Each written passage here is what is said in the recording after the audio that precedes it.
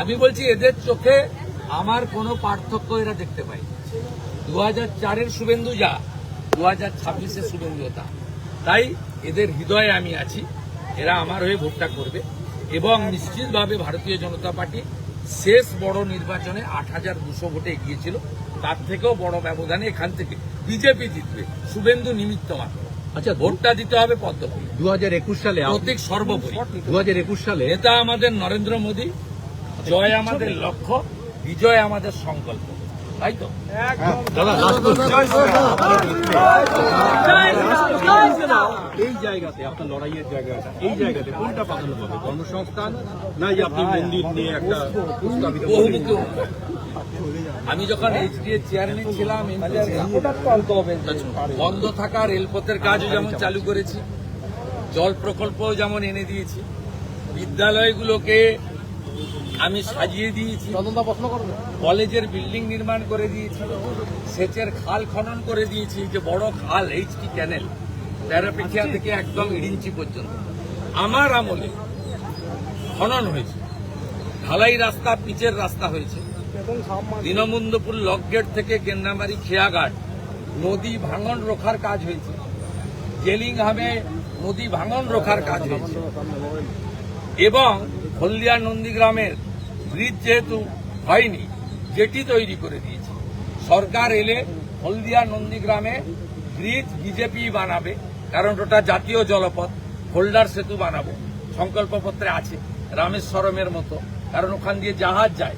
মমতার মতো আমি মিথ্যাবাদী নই, উনি গতবারে বলে গেছিলেন ব্রিজ বানাবেন, ভুলে গেছেন, ভোট অনেক পেয়েছেন, আমরা ফোল্ডার ব্রিজ বানিয়ে দেবো, আমরা এগুলো বলেছি।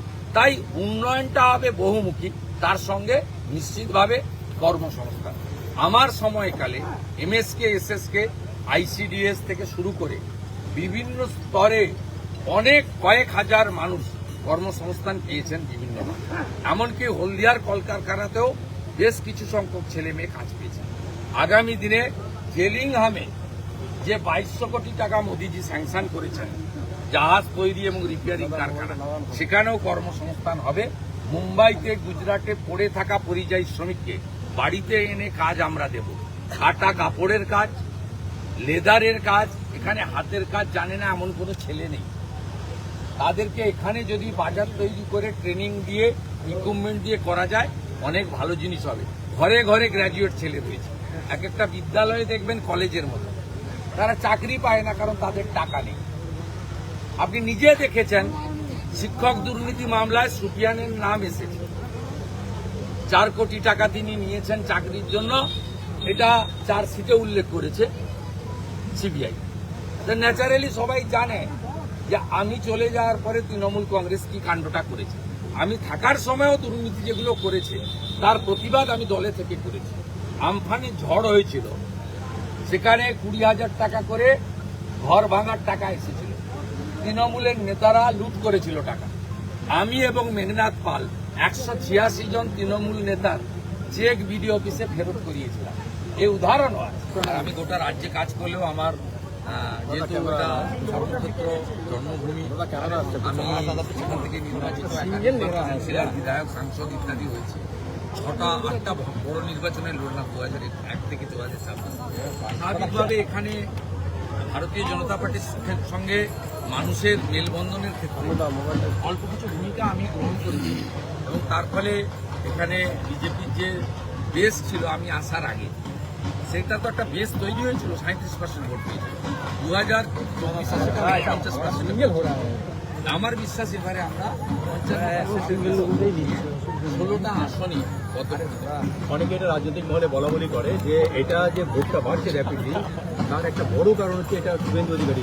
আপনি কি মনে করেন শুভেন্দু অধিকারী? বিজেপি ব্যক্তিবাদে বিশ্বাস করে না, বিজেপি নেশন ফার্স্ট মন্ত্রে বিশ্বাস করে, কিন্তু কাউকে না কাউকে মানুষকে জাগানোর কাজ করতে হয়, মানুষ দায় বিপদে পড়লে পাশে দাঁড়াতে হয়। প্রচুর অত্যাচারেরা করে এক শ্রেণীর মৌলবাদী লোকদের, যে সব মুসলমান খারাপ আমি কোনোদিন বলি না। এক্ষুনি তো আমার প্রতিদ্বন্দ্বী যিনি ছিলেন 16 সালে, কবির মোহাম্মদ সাহেব, হাত মেলালেন। রাজনৈতিক মত পার্থক্য থাকলেও আমার সঙ্গে ভদ্র সম্পর্ক আছে। এখানে তৃণমূলের চিটিংবাজ জঙ্গিদের হাতেই তৃণমূল নেতৃত্ব, তার মধ্যে আবার শিক্ষক আহমেদ সাহেব, তাকে আমি কখনোই ওই সুফিয়ান সাউদ্দিনের সঙ্গে এক পাতে ফেলব না।